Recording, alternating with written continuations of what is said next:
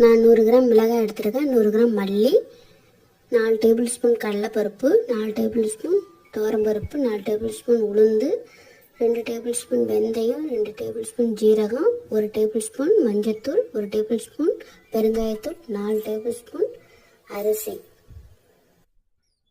Stove on பண்ணி முதல்ல மல்லியை வறுத்துக்கலாம். வறுத்தோடனே நல்லா கோல்டன் கலராக மாறும். மாறினதுக்கு முன்னாடி ஒரு பாத்திரத்தை மாற்றிக்கலாம். அதுக்கு முன்னாடி மிளகாயை வறுத்துக்கலாம். லோ ஃப்ளேம்லேயே வச்சு வறுக்கணும்.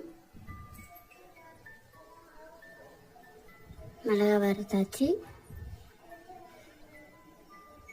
கடலைப்பருப்பு வறுத்துக்கலாம்.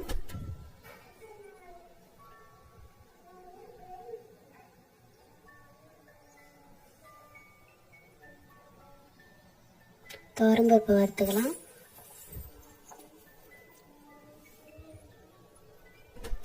துவரம்பருப்பு வறுத்தாச்சு. ஒரு பாத்திரத்துக்கு எல்லாத்தையும் மாற்றி வச்சுக்கலாம். உளுந்து வறுத்துக்கலாம். உளுந்து வறுத்துட்டு இருக்கப்பே வாசம் வரும். வறுத்தாச்சு. அதையும் ஒரு தட்டில் மாற்றிக்கலாம். அரிசி வறுத்துக்கலாம். அது அப்படியே பொரிஞ்சு வரும். பொரியா லோ ஃப்ளேம்லேயே வச்சுக்கணும். பொரிஞ்சாச்சு. நம்ம தட்டில் மாற்றிக்கலாம். ஜீரகம் அந்த சூட்லேயே வெந்துடும். வெந்தயத்தையும் அதுமாரி வறுத்துக்கலாம்.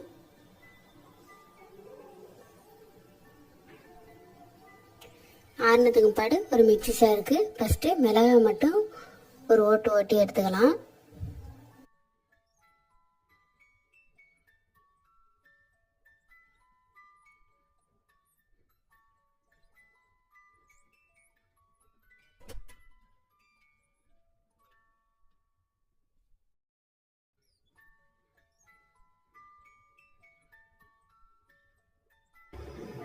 மீதி இருக்கிற எல்லா பொருளையும் மிக்சி ஜாருக்கு மாற்றிக்கலாம்.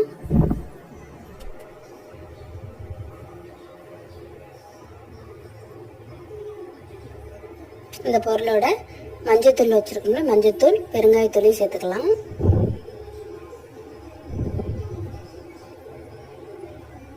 நல்லா நைஸாக அரைச்சிக்கலாம். நைஸாக அரைச்சாச்சு. கமக்கும் சாம்பார் பொடி. அது ஆறுனதுக்கும் பாடு ஒரு ஏர்ட்ரை பாக்ஸில் மாற்றிக்கலாம். தேவைப்படுறப்ப நம்ம சாம்பார் ரெடி பண்ணுறப்ப யூஸ் பண்ணிக்கலாம். இந்த வீடியோ பிடிச்சிருந்துச்சுன்னா மங்கை சமையலுக்கு சப்ஸ்கிரைப் பண்ணுங்கள், ஷேர் பண்ணுங்கள், கமெண்ட். தேங்க்யூ ஃபார் வாட்சிங்.